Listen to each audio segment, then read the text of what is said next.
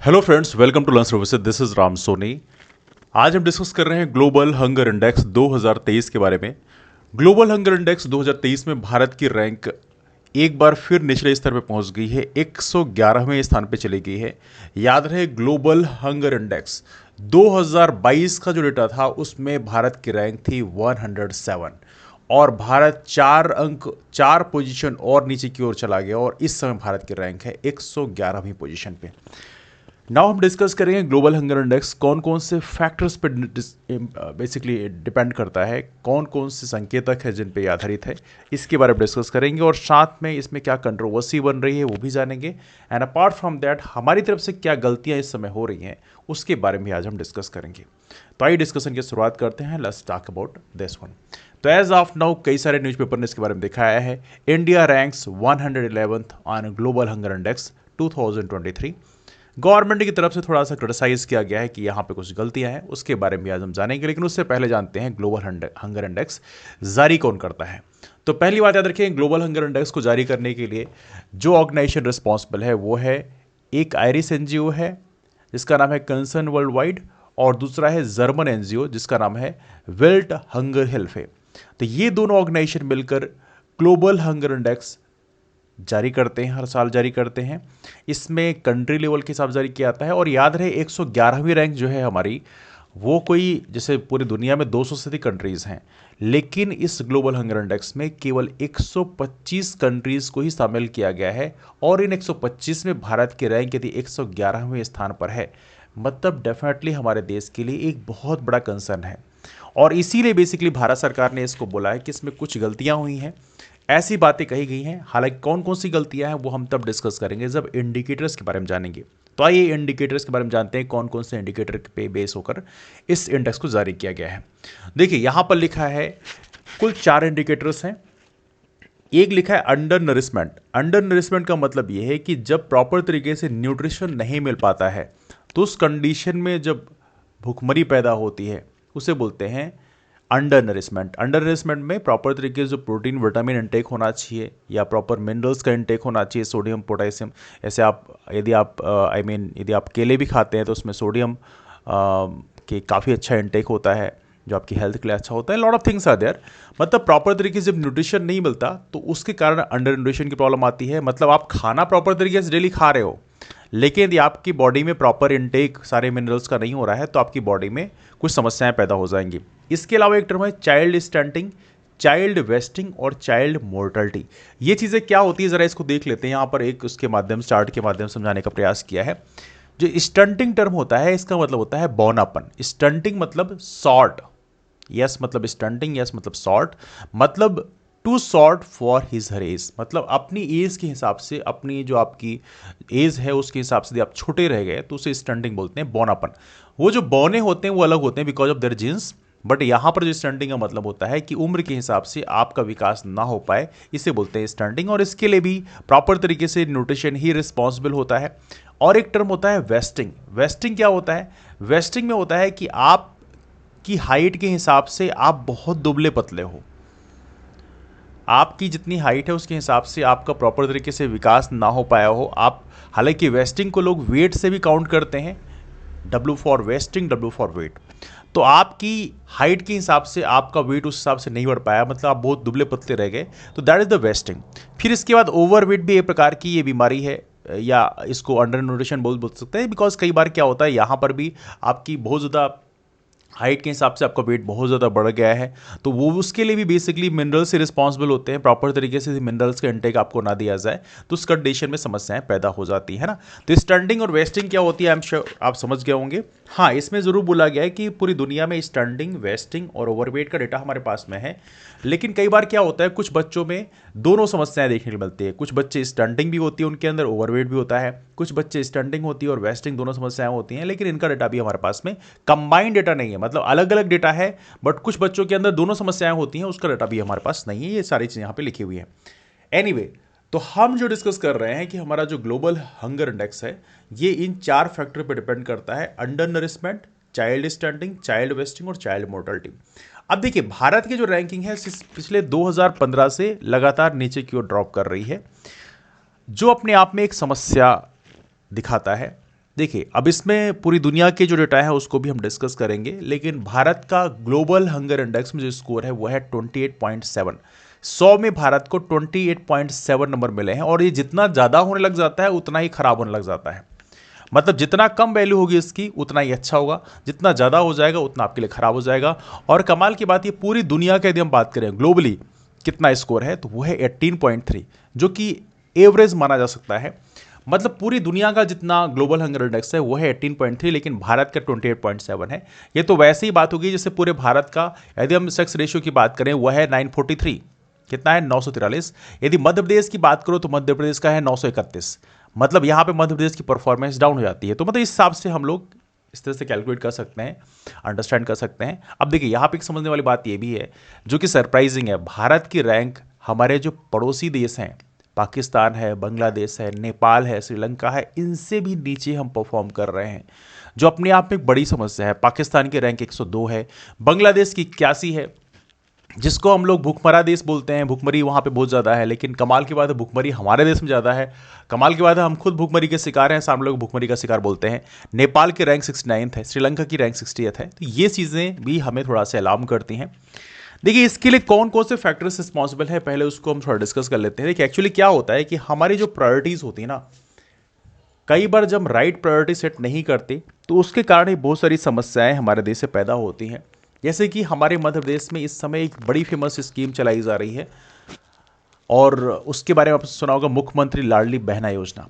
उस योजना के अंतर्गत हमारे मध्य प्रदेश में लगभग 1.5 करोड़ महिलाओं को बेसिकली 1,000 रुपये देने का प्रावधान किया गया था। उसको बढ़ा के ये है कि 3,000 रुपये तक हम उसको बढ़ाकर ले जाएंगे।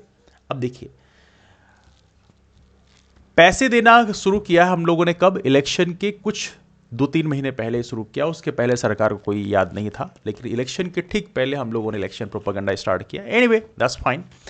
इसका नुकसान हम जरा समझने का प्रयास करते हैं। देखिए ये मैं इसलिए डिस्कस कर रहा हूं बिकॉज जब प्रायोरिटी आप सेट करते हो ना, तो प्रायोरिटी सेट करते वक्त आपको सावधानी बरतनी चाहिए। अब देखिए गवर्नमेंट का मेनली काम क्या होता है, गवर्नमेंट का काम होता है इंफ्रास्ट्रक्चर बनाना। यदि आप इंफ्रास्ट्रक्चर बना के देते हैं तो वो लोगों को ऑलरेडी अर्निंग क्रिएट कर देगा। यदि आप बेहतर इंफ्रास्ट्रक्चर बनाते हैं देश में तो अर्निंग के रिसोर्सेज वो ऑलरेडी क्रिएट कर देता है ना। जैसे मध्य प्रदेश की बात करें तो मध्य प्रदेश में जो मुख्यमंत्री हैं वो पिछले लगभग 20 साल से मुख्यमंत्री हैं सेम पोजीशन में। तो देखा जाए तो आज के ऐसी नौबत आ पड़ी कि 1.5 करोड़ महिलाओं को हमें 1,000 रुपये हर महीने देना पड़ा। हालांकि उसको बढ़ा के उनका कहना है कि 3,000 रुपये तक हम ले जाएंगे। मतलब 1.5 करोड़ महिलाओं को यदि 3,000 रुपये आप हर महीने देते हो तो एक साल का यदि एस्टिमेट देखा जाए तो कितना हो गया, 36,000 रुपीज़ आप एक साल में देंगे एक महिला को। और 1.5 करोड़ महिलाओं को अभी शामिल किया गया है, उसको उम्मीद है कि कुछ ही दिनों में इसको बढ़ा के 2 करोड़ कर दिया जाएगा। तो 2 करोड़ महिलाओं के यदि आप 36,000 रुपये देते हैं, मतलब एक साल में तकरीबन 72,000 करोड़ रुपए आप वहां पर खर्च कर देंगे। एक साल में मध्य सरकार कितना खर्च करेगी, 72,000 करोड़ रुपए। और यदि बात करो जीडीपी में इसका क्या बेनिफिट मिलेगा, जीडीपी में कोई ऐसा आप सामान तो उनसे खरीद नहीं रहे हैं कि उसके बदले आपको कुछ मिलेगा, तो जीडीपी प्रोडक्शन होगा कोई भी, तो ऐसा कोई जीडीपी में कोई पार्टिसिपेशन नहीं रहेगा। लेकिन यदि बात करें मध्य प्रदेश सरकार की कमाई कितनी है, तो मध्य प्रदेश सरकार की कमाई यदि आप बात करोगे पिछले 2022-23 के एस्टिमेट बजट की बात करोगे तो लगभग 2.5 लाख करोड़ के आसपास मध्य प्रदेश सरकार की कमाई है। 2.5 लाख करोड़ रुपए में 72,000 करोड़ रुपए हम लोग क्या करेंगे, बांट देंगे। बल्कि 72,000 करोड़ रुपए में आप क्या कर सकते थे, 72, देखिए ये बात तो सच है कि आप 1,000, 2,000, 3,000 रुपये बांटोगे तो उससे बहुत फर्क नहीं पड़ेगा। लेकिन यदि आप इंफ्रास्ट्रक्चर बना के दोगे तो वही इंसान जो है जिसको प्राइवेट हॉस्पिटल्स में जाना पड़ता है, वही इंसान जिसे अपने बच्चों को स्कूल यदि भेजना होता है तो उसे 30-40 किलोमीटर 50 किलोमीटर ट्रैवल करके जाना पड़ता है। कॉलेज भेजना होता है तो उसके लिए प्रॉपर उनके पास इनकम सिस्टम नहीं होता है कि वो प्रॉपर तरीके से बच्चों को भेज पाएँ। तो यदि आप इंफ्रास्ट्रक्चर बना के दोगे 72,000 करोड़ रुपए में, तो पूरे देश में जो 3-4 आवश्यकताएं, मूलभूत आवश्यकताएं होती हैं, पहली बात किसकी, हेल्थ सिस्टम के लिए हॉस्पिटल का सिस्टम हो सकता है, वहां पर एक एक्सपर्ट डॉक्टर। क्योंकि आज ही मैं देखता हूं बहुत सारे गांव में जाता हूं, वहां से 40-40, 50-50 किलोमीटर की दूर पर कोई एक डॉक्टर तक नहीं मिलता है। झोला छाप डॉक्टर वहां पे दवाई कर रहे होते हैं, ये बड़ी समस्या होती है। Second thing is that education की यदि हम बात करें तो प्राइमरी तक तो स्कूलें रहती हैं, प्राइमरी 8वीं तक की स्कूलें रहती हैं, लेकिन कई बार देखा गया कि 12वीं तक की स्कूल पढ़ने के लिए बच्चों को 30-30, 40-40 किलोमीटर ट्रैवल करना पड़ता है। है ना। तो ये समस्याएं होती हैं, और हम यदि स्कूल वहां पर खोल के दें, एक बना दे कि हाँ 10 किलोमीटर के सर्किल पे या 5 किलोमीटर के सर्किल पे हम स्कूल बना के देंगे, तो इंफ्रास्ट्रक्चर बिल्डिंग से बेनिफिट क्या मिलेगा? इससे बेनिफिट ये मिलेगा कि हर बच्चों को एजुकेशन ही प्रॉपर तरीके से मिल पाएगा, हर किसी को हेल्थ की फैसिलिटी प्रॉपर तरीके से मिल पाएगी। लेकिन हम क्या करते हैं, चुनावी फायदे के लिए 72,000 करोड़ रुपए लोगों को बांट देते हैं। तो ये प्रकार से कहते हैं प्रायोरिटी सेट करते वक्त भी हमें बहुत सावधानी बरतना चाहिए। यदि आप सही प्रायोरिटी सेट करेंगे तो हमारे देश में ऐसी समस्याएं पैदा नहीं होंगी। और ये भी एक समझने वाली बात यह है कि आपकी सरकार पिछले 20 साल से है, और आज क्या ऐसी नौबत आ पड़ी कि आपको 1,000 रुपए हर एक महिला को ऐसे देना पड़ रहा है। That's also one of the big concern. मतलब ये गवर्नमेंट के एक बड़े फेलियर को भी दिखाता है। आप यहां पर बहुत सारे लोग यहां पे बीजेपी कांग्रेस में इन्वॉल्व हो जाते हैं कि बीजेपी खराब है, कांग्रेस अच्छी है, कांग्रेस खराब है, बीजेपी अच्छी है। That's not our discussion. हमारा डिस्कशन मुद्दों का होना चाहिए, मतलब हम पॉलिसीज को डिस्कस करना चाहिए। और जब पॉलिसी को आप क्रिटिसाइज करोगे, पॉलिसी को आप डिस्कस करोगे, तो उन मुद्दों पे सरकार का ध्यान जाएगा। जैसे बीते कुछ दिनों पहले अनएम्प्लॉयमेंट के मैटर को डिस्कस किया गया, तो आज सरकारें जो हैं अनएम्प्लॉयमेंट को लेकर थोड़ी कंसर्न हो गई हैं। उस मुद्दे को जब बनाया गया, तो अभी सरकारें जब कोई भी अपॉइंटमेंट होता है तो उसको प्रॉपर तरीके से दिखाते हैं कि हाँ भैया हमने इतनी सारी नौकरी दे दी। तो this is very important one. जब किसी मैटर को आप डिस्कस करोगे तो वो चीज़ें एड्रेस होंगी, सॉल्व होंगी। और यदि आप उस मैटर को डिस्कस ही नहीं करोगे तो चीज़ें सॉल्व कैसे होंगी? तो कहीं ना कहीं ये बड़ा इंपॉर्टेंट पॉइंट है। आज भी यदि गरीबी भूखमरी देखनी है तो किसी भी बड़े मंदिर के सामने आप चले जाओ, वहां पे जो भिखारियों की कंडीशन है उसको आप देख के हैरान हो जाओगे। तो कहीं ना कहीं there are lot of problems over there. तो हमें उसको एड्रेस करने के लिए जरूरी है कि हमें बहुत सारे कंक्रीट स्टेप लेने चाहिए। जनता को जो लुभाने वाले वादे हैं उससे बाहर निकलकर हमें इंफ्रास्ट्रक्चर बिल्डिंग, जो कंक्रीट इंफ्रास्ट्रक्चर, बेसिक इंफ्रास्ट्रक्चर, उसको बनाने का हमें प्रयास करना चाहिए, जिससे लोगों को जॉब की अपॉर्चुनिटी क्रिएट हो। मतलब किसी को 1,000 रुपये मुफ्त में देने की बजाय यदि आप ये कर सकते कि वहां पर कोई जॉब की अपॉर्चुनिटी क्रिएट करते, तो वो इंसान जो कुछ भी नहीं कमा पा रहा है वो 10,000, 15,000, 20,000 रुपये तक कमा सकता था। यदि आपने एमएसएमई, जो हमारे यहाँ सूक्ष्म, लघु और मध्यम उद्यम है, इसमें यदि आपने पुश किया होता, इसमें आपने इन्वेस्ट किया होता, तो शायद ये फायदा होता कि हमारे यहाँ जो लोग अनएम्प्लॉयड बैठे हुए हैं उनको रोजगार के ज़्यादा बेहतर साधन उपलब्ध हो पाते। क्योंकि आपको पता होना चाहिए कि कई बार ऐसा होता है जो प्राइवेट बड़ी बड़ी इंडस्ट्रीज होती हैं वहाँ पे उतने एम्प्लॉयमेंट क्रिएट नहीं होते जितना एमएसएमई, सूक्ष्म लघु और मध्यम उद्यमों में बड़ी मात्रा में जॉब एम्प्लॉयमेंट क्रिएशन होता है। तो यदि आप उसमें इन्वेस्ट प्रॉपर तरीके से करते तो चीज़ें काफ़ी स्मूथ हो जाती हैं। हमारे देश में लोन सिस्टम की यदि हम बात करें तो लोन जो बड़े बड़े पूंजीपति होते हैं उनको तो बड़ी आसानी से करोड़ों रुपए, हजारों करोड़ का लोन मिल जाता है।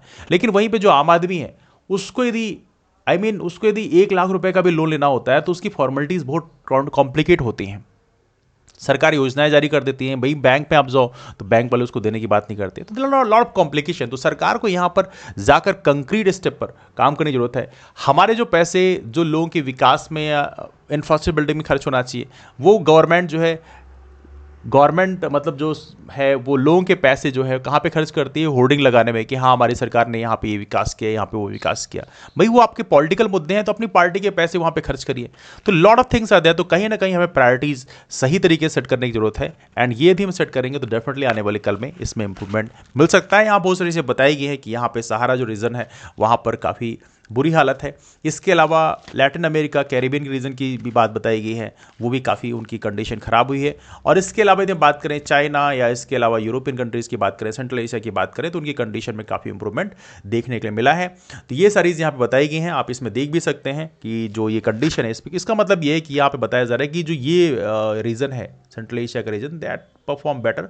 इसके अलावा जो चाइना का रीजन परफॉर्म कर रहा है बेटर, यूएस, कनाडा तो चलो ठीक है ये परफॉर्म ही कर रहे हैं, यूरोप का रीजन परफॉर्म कर रहा है। लेकिन यहाँ पर भी कंडीशन, लैटिन अमेरिका की भी कंडीशन भी इस समय खराब है और यहाँ पे इन्हें काफ़ी इंप्रूवमेंट की गुंजाइश है। तो ये सारी चीज़ें प्रॉपर तरीके से बताई गई हैं। एनीवे आगे चलते हैं हम लोग। अच्छा, डिस्कशन इतना ही है, तो डिस्कशन इतना ही है। मुलाकात करते हैं आप लोग फिर। आप लोग के पास कोई डाउट्स हैं, क्वेरीज हैं, अपने ओपिनियन है तो आप नीचे कमेंट करके जरूर बताएं। मुलाकात करते हैं फिर, तब तक के लिए bye, take care, have a wonderful day, keep moving forward and take care.